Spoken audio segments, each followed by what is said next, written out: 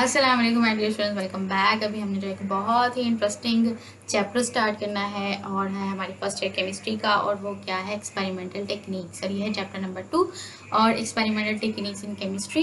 तो ये जो टॉपिक्स होते हैं ना, मैं जो लेक्चर्स कवर कर रही हूँ, ये ज़रूरी नहीं है कि आप इसको सिर्फ फर्स्ट ईयर के लिहाज से देखें या सेकेंड ईयर के लिहाज से, या जिससे भी आप स्टडी ग्रुप से ताल्लुक़ रखते हैं, क्योंकि इंडिया वाले भी काफ़ी स्टूडेंट्स होंगे या डिफरेंट कंट्रीज़ के होंगे। और ये आपने एज अ जनरल टॉपिक आपने इसको कवर करना है, एज एन कॉन्सेप्ट आपने इसको क्लियर करना है। ये नहीं करना कि हाँ ठीक है, ये जो टॉपिक्स हैं ये कोई और कंट्री के हमें बता रहे हैं, उस लिहाज से बता रहे हैं, नो। क्योंकि आपको जो है वो कॉन्सेप्ट क्लियर करना होता है। वो आप चाहे किसी भी कंट्री के टीचर से कर लो, इससे आपको कोई फ़र्क नहीं पड़ना चाहिए। आपका कंसर्न जो है वो मेन टॉपिक क्लियर करने से होना चाहिए। और मेरा मकसद यही होता है कि कॉन्सेप्ट पे जो है वो फोकस किया जाए, ना कि क्रैमिंग पे, ना कि फिर इस बात पे कि ये जो है वो टॉपिक बहुत ही लिमिटेड है। नहीं, ये जो है वो एक कह लो कि आपकी डेली लाइफ में भी यूज़ होने वाला टॉपिक है, और उसके अलावा एप्लीकेशन में वाइज भी बहुत इंपॉर्टेंट है। और आप लोग जो है वो कॉन्सेप्ट को क्लियर करने पे ज़्यादा फोकस किया करो, ना कि इस चीज़ पे कि this is not related to art particular board और सब्जेक्ट। तो आपने कॉन्सेप्ट क्लियर करना है। तो लेट्स स्टार्ट। तो experimental techniques in chemistry. Experimental techniques, सब जाहिर सी बात है कि केमिस्ट्री है तो हम कोई ना कोई एक्सपेरिमेंट तो परफॉर्म करते ही हैं, और मैट्रिक से भी स्टार्ट हो जाते हैं। मैट्रिक में भी प्रैक्टिकल्स करवाए जाते हैं। ऑल्दो प्रैक्टिकल्स की अगर बात करूँ मैं, तो वो करवाए जाते हैं बिल्कुल जब बच्चों के पेपर बोर्ड के हो जाते हैं, और उसके बाद जो टाइम बचता है प्रैक्टिकल्स के लिए, उसमें जो है प्रैक्टिकल करवाए जाते हैं, जो कि एक अच्छी अप्रोच नहीं है। एक्चुअली करना ये चाहिए कि एटलीस्ट वीक में या 2 वीक्स में या मिड ऑफ द मंथ में, एंड ऑफ द मंथ पे कोई भी ऐसा टाइम जो है वो रखना चाहिए जिसमें एक्सपेरिमेंट करवाए जाएं, ना कि सिर्फ जब पेपर पास हो तब करवा दिए ये बुक खोल के। और इस तरह से जो है वो अच्छा ज़्यादा नहीं सिस्टम लगता। तो एक्सपेरिमेंटल टेक्निक्स अगर आप यहाँ पे भी क्लियर कर लेते हैं, तो जब आप एक्सपेरिमेंट परफॉर्म करोगे तो आपके लिए और ज़्यादा ईजी हो जाएगा। तो बिल्कुल वैसे ही जैसे अगर आप कोई कुकिंग शो देखते हो, तो अगर पहले से ही रेसिपी को देख लोगे, किसी भी रेसिपी को, जैसे हलवा बनाने की रेसिपी है, चाय बनाने की रेसिपी है, या कोई भी रेसिपी है, अगर आप उसको पहले से देख लोगे और जब आप उसको करने लगोगे, बनाने लगोगे, तो वो ज़्यादा ईजी बन जाएगी, क्योंकि आपकी नज़र से वो चीज़ जो है वो पहले गुजर चुकी है। तो बिल्कुल एक्सपेरिमेंटल टेक्निक्स इन केमिस्ट्री, इसका हम देखने लगे हैं। ये वो वाली केमिस्ट्री, ऐसे टेक्निक्स केमिस्ट्री में जो कि यूज़ की जाती हैं, जिसमें एक्सपेरिमेंट परफॉर्म किए जाते हैं टू डिटरमिन डिफरेंट थिंग्स। और जैसा कि कोई सेपरेशन टेक्निक हो गई, कोई ड्राइंग टेक्निक हो गई, या फिर कुछ आपने सेपरेशन से ज़्यादा ये रिलेटेड होगी एक्सपेरिमेंटल टेक्निक्स इन केमिस्ट्री, जिसमें आपने डिफरेंट चीज़ों को या डिफरेंट केमिकल्स को, डिफरेंट पार्टिकल्स को जो है वो सेपरेट करना होगा। और इसमें पहली जो इम्पोर्टेंट ब्रांच आती है वो है एनालिटिकल केमिस्ट्री की। एनालिटिकल केमिस्ट्री, एनालिटिकल केमिस्ट्री ये केमिस्ट्री की वो ब्रांच है जिसमें एनालिसिस किया जाता है, तज्जिया किया जाता है एक पर्टिकुलर कंपाउंड का, जो भी आपको गिवन है। आप कोई भी हो सकता है, आपको जो है वो कोई भी एक कंपाउंड दिया जाएगा, आपको कहा जाएगा, कुछ भी कह दिया जाएगा, इसकी परसेंटेज, इसके एलिमेंट्स की बता दो, इसको जो है इसको सेपरेट करके बता दो, यानी कि इसमें कौन कौन से जो है वो पर्टिकुलर एलिमेंट्स मौजूद हैं, या किसी भी तरह से सेपरेशन आपको कही जा सकती है। तो एनालिटिकल केमिस्ट्री बेसिकली यही है जिसमें हम सेपरेशन करते हैं क्वांटिटेटिवली और क्वालिटेटिवली। सेपरेशन टेक्निक है ये, सेपरेशन, या फिर क्या हम कह सकते हैं करेक्टराइजेशन, या सेपरेशन। तो सेपरेशन, कैरेक्टराइजेशन, अब हर चीज़ के कैरेक्टरिस्टिक सेम तो नहीं हो सकते, तो केमिकल टू केमिकल वेरी करती हैं। तो सेपरेशन या करेक्टराइजेशन,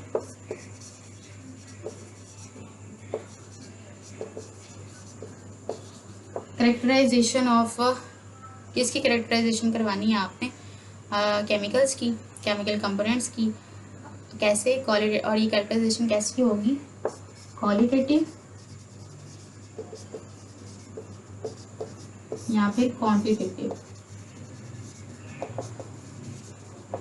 जी क्वालिटेटिव तो है, हम लोग उसको देख के भी फिजिकली सेपरेट कर सकते हैं, यानी कि उसकी स्मेल से, टेस्ट से, उसके कलर से, या फिर उसकी जो है वो क्वालिटी और कोई है उससे जो है वो जज करके उसको सेपरेट कर सकते हैं। बट अगर क्वांटिटी की बात आ जाए तो ज़्यादा क्वांटिटी मैटर करती है, हम क्वांटिटी जो है उसको मेजर नहीं कर सकते इजीली, तो इसके लिए ज़्यादा टेक्निक्स जो है यहाँ पे इस्तेमाल होंगी एनालिसिस के लिए। तो यहाँ पे क्या किया जाएगा, किसी भी कंपाउंड की क्वालिटेटिव या क्वांटिटेटिव एनालिसिस को, या उसके सेपरेशन को, उसकी कैरेक्टराइजेशन को, उसमें जो भी एलिमेंट्स हैं उसको कहा जाता है एनालिटिकल केमिस्ट्री। अब यहाँ पे कुछ स्टेप्स इन्वॉल्व होते हैं एनालिटिकल केमिस्ट्री में, वो क्या है? सबसे पहले क्या स्टेप है? स्टेप नंबर 1 कि आपको सबसे पहले तो एक कंपाउंड चाहिए होगा जिसका भी आपने एनालिसिस करना है। नीड अ कंपाउंड, जिसका भी एनालिसिस करना है वो कंपाउंड चाहिए। दूसरे नंबर पे आपको क्या चाहिए? आपने जो है अपना डिज़ायर्ड एलिमेंट उसमें से सेपरेट कर लेना है। Separate desired element, desired element को आप सेपरेट कर लो। तीसरे नंबर पे आपने क्या करना है? तीसरे नंबर पे आपने बेसिकली करना है calculations and results, calculations and और मेजरमेंट्स करनी है। चौथे नंबर पे आपको जो है वो रिजल्ट चाहिए कि क्या रिजल्ट निकला। सबसे पहले तो आपके एक कंपाउंड चाहिए जिसकी भी आपने एनालिसिस करना है। उसके बाद दूसरे नंबर पे जो भी आपको उसमें से सेपरेट करना है, जो भी एलिमेंट सेपरेट करना है उसको सेपरेट कर लो। तीसरे नंबर पे फिर आपने क्या करना है, आपने उसकी मेजरमेंट्स करनी है। तो ये चीज़ हमने चीज़ सेपरेट कर ली है, अपना एलिमेंट रिक्वायर्ड जो था हमें, रिक्वायर्ड एलिमेंट जो था हमने वो सेपरेट तो कर लिया है। उसके बाद फिर हम उसकी कैलकुलेशंस करेंगे कि कितने अमाउंट जो है वो इसकी इस पर्टिकुलर कंपाउंड के अंदर थी। तो इसको कहा जाएगा एनालिटिकल केमिस्ट्री के, यानी कि एनालिसिस के प्रोसेस के स्टेप्स। जैसे कि हर चीज़ के स्टेप्स होते हैं, कोई ना कोई भी चीज़ आप कर रहे हैं, कोई भी मेथड कर रहे हैं तो उसके कोई ना कोई प्रोसेस होगा।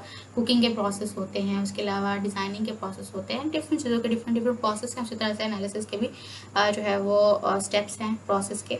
तो ये हैं वो स्टेप्स। उसके बाद फिर वो कहता है कि हम जो है वो सेपरेशन टेक्निक्स पे चलते हैं। हमें एनालिसिस का पता चल गया कि हमने करना कैसे है। एक्सपेरिमेंटल टेक्निक्स में हम यही करेंगे कि एनालिटिकल केमिस्ट्री को डिस्कस करेंगे, और जो कि क्या है सेपरेशन या characterization of different elements in a compound. और उसके अलावा फिर हम क्या करते हैं, इसमें हमने स्टेप्स देख लिए इसके। उसके बाद फिर वो कहते हैं हम सेपरेशन टेक्निक्स की तरफ चलते हैं। तो सबसे पहले तो हम देख सेपरेशन टेक्निक्स हमने स्टडी कौन कौन सी करनी है इस एनालिसिस केमिस्ट्री में।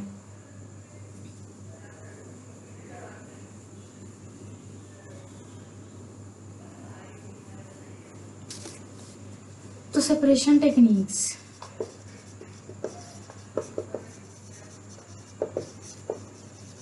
सबसे पहली सेपरेशन टेक्निक क्या है? सबसे पहले हमने डिस्कस करनी है फिल्ट्रेशन। उसके बाद फिर हमने क्या डिस्कस करना है, सब्लिमेशन। आगे पीछे हो सकते हैं पॉइंट, जैसे आपके बुक में ना हो, लेकिन आपने पॉइंट्स पे फोकस करना है। फिल्ट्रेशन पढ़ेंगे, सब्लिमेशन पढ़ेंगे, और क्या पढ़ेंगे, क्रिस्टलाइजेशन। और उसके अलावा और क्या हो सकता है, filtration, sublimation, crystallization, solvent extraction, और उसके अलावा क्रोमेटोग्राफी।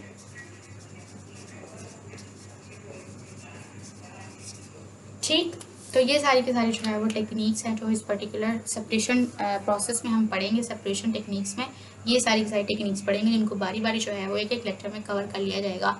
तो सबसे पहला जो हमारा लेक्चर है वो क्या है, फिल्ट्रेशन के बारे में। तो हम जो है वो यहाँ पे फिल्ट्रेशन को डिस्कस करेंगे। तो let's start our first separation technique, जो कि है फिल्ट्रेशन। तो फिल्ट्रेशन क्या है? Basically this is the process in which we separate the particles,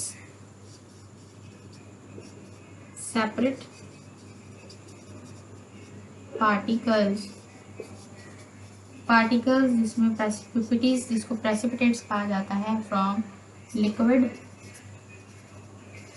through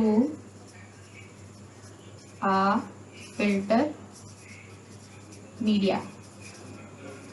कोई भी फिल्टर मीडिया आप लेके, कोई भी फिल्ट्रेशन की आपने चीज़ लेके, फिल्टर लेके, तो उसको जो है वो सेपरेट करना होता है पर्टिकुलर पार्टिकल्स को, प्रेसिपिटेट्स को फ्रॉम द लिक्विड, उसको कहा जाएगा फिल्ट्रेशन।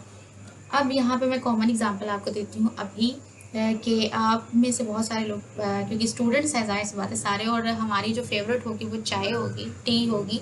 तो हम क्या करते हैं, जब हम चाय बनाते हैं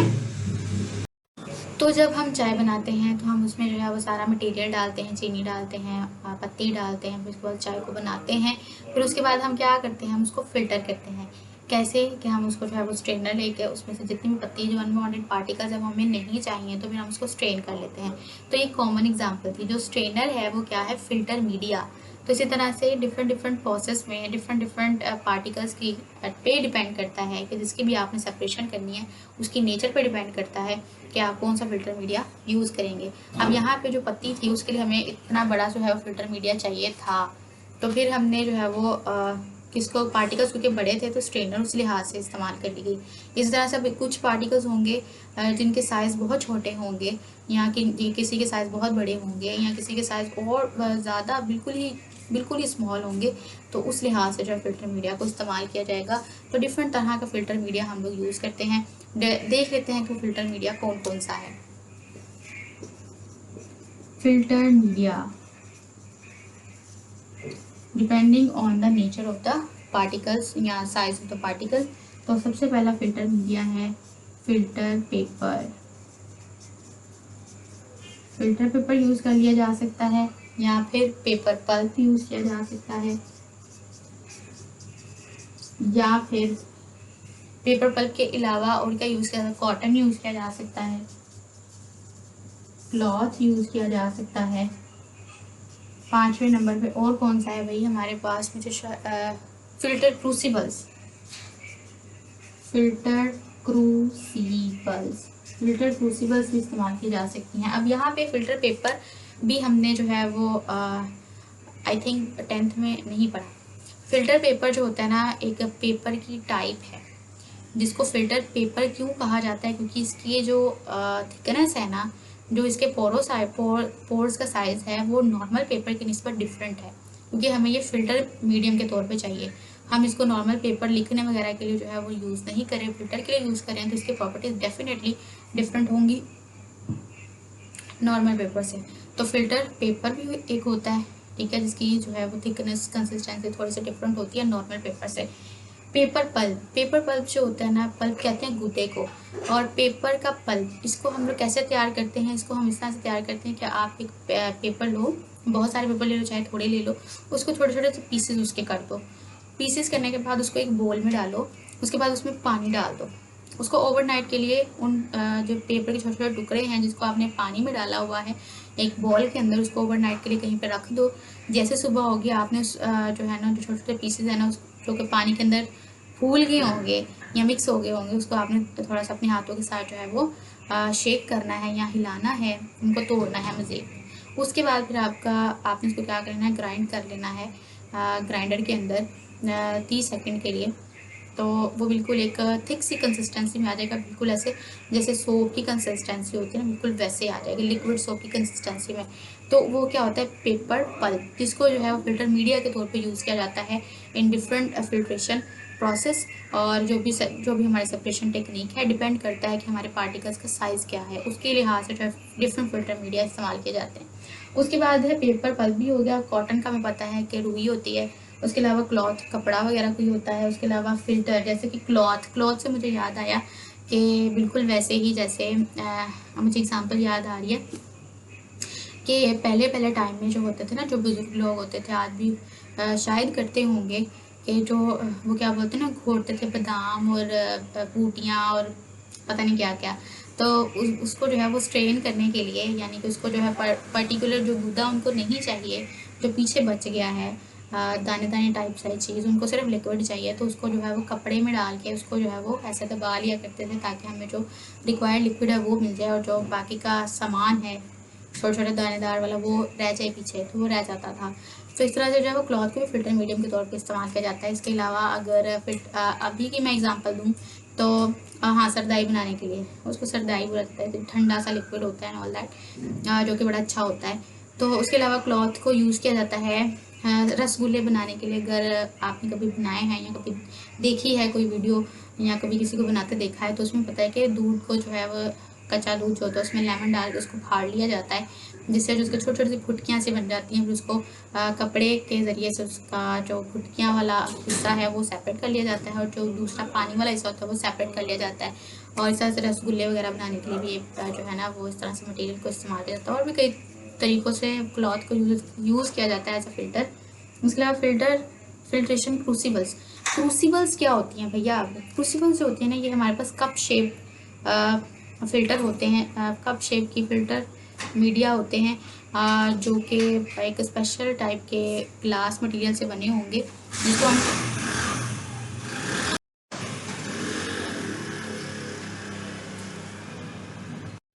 जिसकी भी आपने जो है वो सेपरेशन करनी है, उस कंपाउंड को इस क्रूसिबल के अंदर रखा जाता है, कप शेप इक्विपमेंट के अंदर, जिसकी भी हाई टेम्परेचर पे सेपरेशन ज़रूरी है एंड ऑल दैट। उसके लिए जो है वो फिल्टर क्रूसिबल्स को यूज़ कर लिया जाता है। उसके बाद हम फिल्ट्रेशन के प्रोसेस को एक बार देख लेते हैं कि फिल्ट्रेशन का प्रोसेस आखिरकार है क्या। सबसे पहली बात तो ये, सबसे पहले हम इसका फिल्टर भी ड्रॉ कर लेते हैं हल्का फुल्का सा। ये है जी हमारे पास स्टैंड, और ये है इसकी बेस। उसके बाद यहाँ पे हमने रखा हुआ है बीकर, बहुत छोटा सा प्यारा सा क्यूट सा, और ऐसे ये बीकर है, थोड़ा सा मुँह इसका टेढ़ा बन गया, ऐसे एंड ऐसे, हाँ जी ठीक हो गया। उसके बाद फिर हम यहाँ पे रख रहे हैं एक इसको होल्डर, स्टैंड के साथ एक होल्डर लगा हुआ है भी, जहाँ पे अटैच है हमारी क्या, हमारी जो है वो एक कॉनिकल फ्लास्क है। इस तरह से बीकर थोड़ा सा बड़ा कर लेते हैं भाई, इसके मुंह को टच करना चाहिए इस क्रूसिबल के। और ये है हमारे पास कॉनिकल फ्लास्क, जो कि फिल्ट्रेशन में ज़रूरी है, इसके बगैर फिल्ट्रेशन कोई नहीं होनी। तो यहाँ पे ये हमारे पास एक बेसिक सा ऑपरेटस है, जहाँ पे ये है बीकर, ये है कॉनिकल फ्लास्क या फनल आप इसको कह सकते हो, फनल। कॉनिकल फ्लास्क तो आई थिंक सो वो इस तरह की होती है, क्या उसको बोलते हैं, ऐसे ऐसे और ऐसे वाली। ये जो है हमारे पास एक फ्लास्क है, कॉनिकल फ्लास्क कह लो आप इसको, कॉनिकल फ्लास्क। और इसके अंदर जो है ना आपने फिल्टर पेपर लगाना होता है, ऐसे करके फिल्टर पेपर जो है ये लगा होगा इसके अंदर। इसको ब्लू से लिखते हैं ताकि ज़्यादा अच्छे से क्लियर हो जाए। ऐसे करके जो है वो फिल्टर पेपर इसके अंदर लगा होगा, और यहाँ से आपने जो है जी लिक्विड डाल रहे होना है, जिसकी भी आपने जो है वो सेपरेशन करनी है, ऐसे ऐसे ऐसे ऐसे, ठीक है ओके। और ये है हमारे पास बीकर, जहाँ पे ये फिल्ट्रेट आना है, और ये है हमारे पास स्टैंड, और ये होल्डर इसको होल्ड किया हुआ है। तो ये बेसिक ऑपरेटस है फिल्ट्रेशन का, जिसमें क्या होना है कि हमारे पास कोई भी लिक्विड है, फर्स्ट स्टेप के अंदर कोई भी हमारे पास लिक्विड है, और उसमें से हमने जो प्रेसिपिटेट्स को, पार्टिकल्स को सेपरेट करना है। सबसे पहली बात तो हमारे पास एक फ़िल्टर पेपर होना चाहिए, एक कंपाउंड होगा हमारे पास, इसकी हमने सेपरेशन करनी है, वो कंपाउंड हम स्पीकर में ले लेंगे। दूसरे स्टेप में क्या होना चाहिए, हमारे पास एक फ़िल्टर पेपर होना चाहिए, हाँ जी फ़िल्टर पेपर होना चाहिए। फ़िल्टर पेपर, फ़िल्टर पेपर, जो फ़िल्टर पेपर है ना वो डिफरेंट पोर साइज़ का होता है, जिसको हम लोग जो है वो पोरोसिटी भी कहते हैं। डिफरेंट पोर साइज़ का होता है, डिपेंड करता है आपके पार्टिकल्स का साइज़ क्या है, उसके हिसाब से आपने फ़िल्टर पेपर लेना है। वो फ़िल्टर पेपर आपने ले लिया। उसके बाद फर्स्ट स्टेप ये था हमारे पास ये कंपाउंड हो, दूसरे नंबर पे फ़िल्टर पेपर आपने लेना है, चूज़ करना है। तीसरे नंबर पे आपने फ़िल्टर पेपर को क्या कर लेना है, फोल्ड करना है। फोल्ड आपने किस तरह से करना है, बिल्कुल ऐसे एक आपके पास गोल सा पेपर है, और मैं अगर आपको बता दूं यहाँ से, जैसे आपके पास ये पेपर है, आपने इसको, वो एक गोल सा पेपर होगा इस तरह से गोल, और आपने क्या करना है उसको इस तरह से फोल्ड कर लेना है कि एक का किनारा दूसरे के किनारे से क्या हो रहा हो, मैच हो रहा हो। फिर आपने क्या करना है उसको एक और फोल्ड करना है, इस तरह से 2 फोल्ड आपने कर लिए, ये फोल्ड हो गए दोनों। और फिर आपने उसको क्या करना है कि 3 पेपर्स के जो 3 पेपर है ना वो एक साइड पे, और एक पेपर है वो एक साइड पे, इस तरह से आपने उसको ओपन करना है। ये देख ले, सिंगल पेपर एक साइड पे है, और ये 1 2 और 3 पेपर है वो एक साइड पे। इतनी आपने जो है उसको ओपन करना है, और फिर आपने फनल के अंदर जो है उसको लगा देना है। मेक श्योर फिर आपने जो है वो फोल्डिंग करनी है फिल्टर पेपर की। चौथे नंबर पे फिर आपने इसको जो है वो इसके अंदर प्लेस कर देना है। Place the filter paper in flask, conical flask में आपने इसको रख दिया। फिर उसके बाद आपने क्या करना है, जिस तरह से फोल्ड करना है वो मैंने बता दिया, आपने इसको रख देना। फिल्टर पेपर आपने इस तरह से उसको कट ऑफ किया हो कि वो 1 से 2 सेंटीमीटर तक, यहाँ से 1 से 2 सेंटीमीटर का उसका बस फासला हो टॉप से, फनल की टॉप से फिल्टर पेपर का 1 से 2 सेंटीमीटर का फासला हो, उससे ज़्यादा ना हो। फिर उसके बाद अगर आपने प्रॉपर फिल्ट्रेशन का प्रोसेस कंटिन्यू करना है तो आपने stem of 1 to 2 centimetre from top,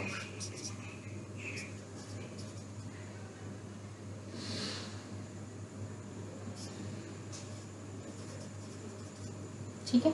उसके बाद स्टेम ऑफ फनल या फ्लास्क, फनल की जो स्टेम होगी ना, कॉनिकल फनल की, फनल शुड बी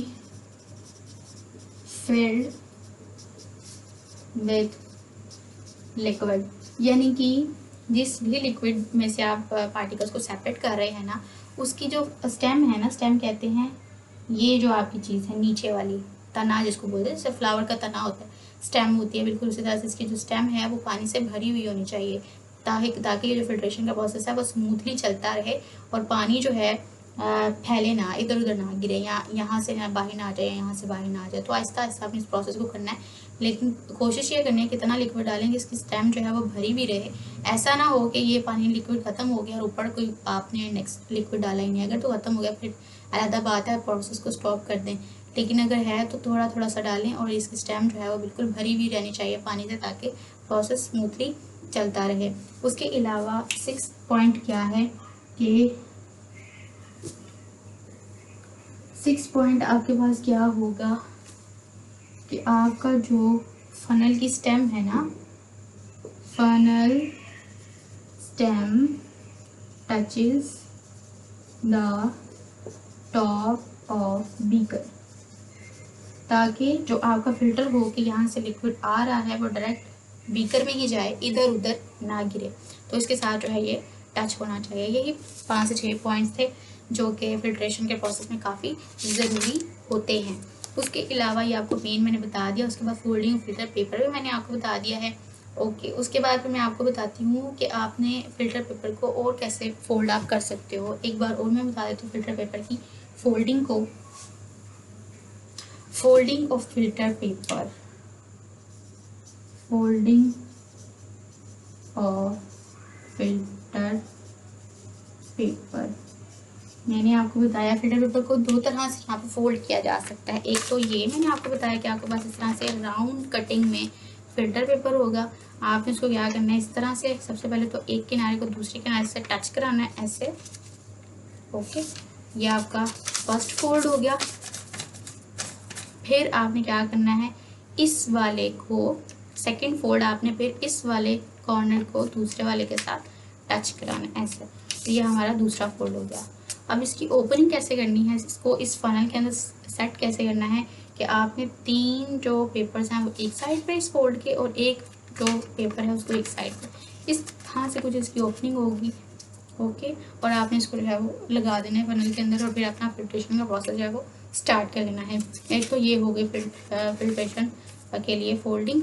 दूसरी फोल्डिंग क्या है कि आपने इसको फैन लाइक अरेंजमेंट में करना है, उसको हम लोग कहते हैं फ्लूटेड फिल्टर पेपर। ये हमारे पास सिंपल फोल्डिंग थी, एक होगी सिंपल फोल्डिंग और दूसरा हम क्या करते हैं फ्लूटेड फिल्टर पेपर, बिल्कुल जैसे बच्चे करते हैं ना जब लाइट वगैरह गई होती है या फिर वो खेलने वगैरह के लिए फैन बनाते हैं, तो इस तरह से एक उसका सिरा इस तरफ अंदर की तरफ और एक सिरा जो है उसका बाहर की तरफ, यानी कि अल्टरनेटिव फैन लाइक अरेंजमेंट बनाते हैं, अल्टरनेटिव एलिवेशंस एंड डिप्रेशंस। ये हो गई हमारी डिप्रेशन, ये अंदर की तरफ फोल्ड जा रहा है, ये हो गया बाहर की तरफ से जो फोल्ड आ रहा है, ये होगी एलिवेशन, और ये जो अंदर की तरफ जा रही होगी डिप्रेशन। तो इस तरह से ऑल्टरनेटिव एलिवेशन से और डिप्रेशन से जो फिल्टर पेपर आप लोग फोल्ड करोगे उसको क्या कहा जाएगा, फ्लूटेड फिल्टर पेपर। इस तरह से आप इसको खोल के जो है वो क्या कर सकते हो, हवा भी ले सकते हो। तो ये कौन सा पेपर है, फ्लूटेड फिल्टर पेपर। ओके, तो एक हमारे पास सिंपल फोल्डिंग वाला था जो कि फनल के लिए है, और दूसरा जो है वो फ्लूटेड फिल्टर पेपर है। फ्लूटेड फिल्टर पेपर, अब ऐसे फिल्टर पेपर हमें करना क्यों ज़रूरी हो गया, क्योंकि हम चाहते हैं कि इस प्रोसेस से जो नॉर्मल वाली फोल्डिंग है उससे हमारा प्रोसेस थोड़ा सा स्लो चल रहा है, थोड़ा सा स्पीड अप हो जाए, तो उसके लिए आप लोग फिर फ्लूटेड फिल्टर पेपर को इस्तेमाल कर लेते हो, जिसमें फैन लाइक अरेंजमेंट होती है पेपर की। उसके बाद फिर फैन लाइक फोल्डिंग होती है। फिर उसके बाद हमारे पास आ जाती है फिल्ट्रेशन थ्रू।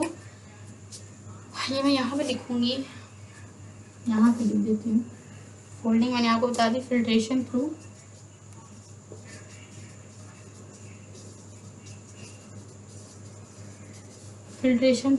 क्रूसिबल्स। क्रूसिबल्स मैंने आपको बता दी कि कप लाइक इक्विपमेंट्स होते हैं जिसमें भी आप लोग रखते हो अपने उस कंपाउंड को, उस लिक्विड को जिसमें से आपने पार्टिकल्स को सेपरेट कराना है। और बेसिकली क्रूसिबल्स तभी इस्तेमाल की जाती हैं जब आपने उस पर्टिकुलर कंपाउंड को सेपरेशन के लिए जो है वो हाई टेम्परेचर देना होता है। और ये जो क्रूसिबल्स होती हैं ना, जो ये ग्लास के बने हुए इक्विपमेंट होते हैं कप शेप के, ये इस तरह के ग्लास मटेरियल से बने होते हैं कि जो कि ज़्यादा से ज़्यादा हीट को रेजिस्ट कर सकते हैं और हीट को जो है वो रेजिस्ट कर सकते हैं। तो हमारे पास दो तरह की क्रूसिबल्स यहाँ पे इस्तेमाल होती हैं, एक होती है गूच क्रूसिबल, और एक होती है सिंटर्ड ग्लास क्रूसिबल। जो गूच क्रूसिबल होती है जी, ये हमारे पास किसकी बनी हुई होती है, पोर्सिलेन की। ओके, ये जो है हमारे पास किसकी बनी होती है, पोर्सिलेन की। पोर्सिलेन जो होता है वो सिरामिक मटेरियल होता है, सिरामिक मटेरियल जो टाइलों वगैरह वाला नहीं होता, इस तरह का मटेरियल होता है सिरामिक मटेरियल, उसकी ये बनी होती है गूच क्रूसिबल। और ये जो होती है वो पोरस होती है, और इसका बॉटम जो है वो काफ़ी ज़्यादा पोरस होता है। तो उसको जो है वो कवर अप किया जाता है फिल्टर पेपर लगा के, ताकि जो भी हम फिल्टर करें हैं वो उतने ही पार्टिकल्स को अपने अंदर से फिल्टर होने दे जितने के ज़रूरी हैं। बिल्कुल इस तरह की ये होता है, इस तरह से गोल तरह का कप शेप होता है इसका, और नीचे जो है वो इसके जो है वो पोर्स इसका जो है वो बॉटम होता है, जिसको कवर किया जाता है फिल्टर पेपर लगा के। इसको जो है वो फ्लास्क के ऊपर भी लगा दिया जाता है ताकि हमारा जो फिल्ट्रेशन का प्रोसेस है वो कंट्रोल्ड वे में हो सके। ऐसा ना हो कि ज़्यादा सारा का सारा ही जो है वो एकदम से लिक्विड चला जाए, बल्कि रिक्वायर्ड पार्टिकल्स ही सेपरेट हों। सही, तो ये हमारी गूच क्रूसिबल है जिसको यूज़ किया जाता है। उसके अलावा फिर हमारे पास और क्या चीज़ है, अच्छा, इसको ये जो गूच क्रूसिबल होती है ना, अगर आप इस यहाँ पे फिल्टर पेपर के बजाय, इन पोर्स के ऊपर फिल्टर पेपर के बजाय एस्बेस्टॉस को लगा दें। एस्बेस्टॉस क्या है, एक फाइबर लाइक चीज़ है, यानी कि धागे से बनी हुई जो है वो चीज़ है, रेशादार मादा। हाँ जी, जो कि मिनरल्स से मिलके बना होता है। रेशादार मादा यानी कि फाइबर ही होता है, एक तरह का धागे नुमा चीज़, जो कि यहाँ पे लगा दी जाती है। अगर आप फिल्टर पेपर लगाने के बजाय यहाँ पे एस्बेस्टॉस लगा दें गूच क्रूसिबल के बॉटम पे, तो जो इस तरह के स्पीशीज़ होती हैं, जैसे इस तरह के केमिकल्स होते हैं, जैसे कि जो अल्कलाइन होते हैं बहुत ज़्यादा एसिडिक होते हैं। अल्कलाइन जैसे कि बेसिक आप कह लो कि सोडियम हाइड्रोक्साइड है, वो अल्कलाइन होता है। उसके अलावा जो है कुछ एसिडिक चीज़ जैसे कि HCl है। तो ये फिल्टर पेपर के साथ ये जो केमिकल्स होते हैं ना, जो हाईली बेसिक और हाईली एसिडिक होते हैं, या फिर आप KMnO4 भी कह सकते हो, वो भी जो है वो अल्कलाइन है।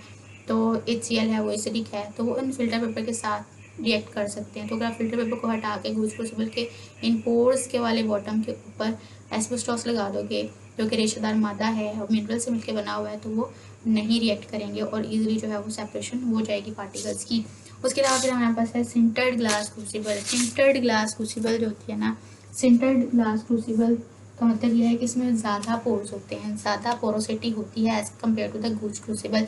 यानी कि इसमें आप लोग उन वाले कंपाउंड की या उन वाले लिक्विड्स में से पार्टिकल्स की सेपरेशन कर सकते हो जिसमें ज़रा जो पार्टिकल्स का साइज़ है वो बड़ा है। वैसे तो इसका साइज़ जो है वो बड़ा है, तो उसके लिए आप सिंटर्ड ग्लास क्रूसिबल को इस्तेमाल कर सकते हो। और इसमें आपको इस सिंटर्ड ग्लास क्रूसिबल के बॉटम पे कुछ नहीं लगाना होता, और इसलिए हम ये कह सकते हैं कि जो सिंटर्ड जैसे कुछ क्रूसिबल के बॉटम पे लगाना पड़ता था, तो सिंटर्ड ग्लास क्रूसिबल जो होती है वो ज़्यादा विजिबल होती है, क्योंकि इसमें किसी तरह के प्रिपरेशन की ज़रूरत हमें नहीं पड़ती, जैसे कि गूच क्रूसिबल में करना पड़ता है। और अगर मैं यहाँ पे सेंटर ग्लास क्रूसिबल आपको दिखा भी दूँ तो कुछ इस तरह से आपको नज़र आएगी। इस तरह से आपको जो है वो क्या नज़र आएगी, इस तरह से। इतने बड़े बोर्ड होते हैं इसके, लेकिन हम यहाँ पे कोई इसके बॉटम पे लगाने की ज़रूरत पेश नहीं आती जैसा कि गोज क्रूसिबल में आती है। तो थैंक यू सो मच। ये था हमारा एक्सपेरिमेंटल टेक्निक्स का चैप्टर, और हमने इसमें सेपरेशन को स्टडी किया है। सबसे पहले सेपरेशन टेक्निक, हमने फिल्ट्रेशन को डिटेल में स्टडी किया है। एंड होप कि आपको ये चीज़ें क्लियर हो गई हैं और बिल्कुल आपने इसको अपने नोट्स वगैरह, अपना कॉन्सेप्ट जो है वो क्लियर करना है और कोशिश करनी है कि रट्टा ना मारें, सिर्फ कॉन्सेप्ट को क्लियर करें। और वो क्या कहते हैं ना, अगर आप एक से ज़्यादा दफ़ा जो है वो सॉन्ग भी सुनते हो या कुछ ऐसा सुनते हो, जैसे आपको ड्रामा से बड़ी जल्दी याद होते हैं, तो इसी तरह से इसको भी रिवाइंड करके देख लो। ये भी आपको जो है बिल्कुल एक, अगर ओपन माइंड रख के देखोगे तो आपको जो है वो एक बिल्कुल एक स्टोरी की तरह लगेगा और बिल्कुल मुश्किल नहीं लगेगा और है भी नहीं। तो thank you so much. Next lecture में मिलेंगे, तब तक के लिए बाय बाय।